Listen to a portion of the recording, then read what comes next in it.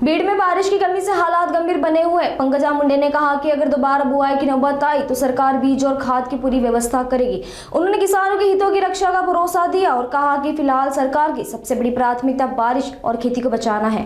बीड जिल्ह्याच्या काही महत्त्वाच्या विषयांवर आज आढावा बैठक घेतलेली आहे।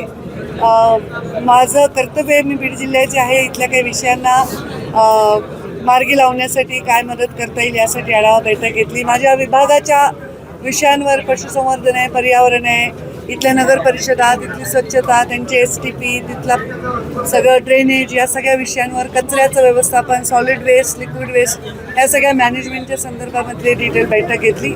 आणि पावसाची परिस्थिती काय आहे, पेरणीची परिस्थिती काय, खतांचं आवंटन काय आहे याच्याबद्दल चर्चा केली। आणि काय नाविन्यपूर्ण असे प्रकल्प हे लोक करणार आहे, त्यांच्या टीमच्या टार्गेटवर आहे, जी स्वतः अजितदादा असताना त्यांची इच्छा होती ते करायची।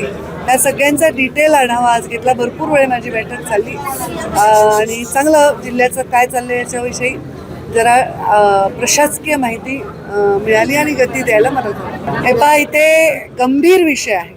पाऊस न पडणं हा आता निसर्गाने आपल्यावर कोप दाखवलेला आहे। आम्ही सर्वजण खूप त्याच्याबद्दल कन्सर्न आहोत। आम्ही दर आठवड्याला कॅबिनेटमध्ये याचा सगळा आढावा घेत असतो।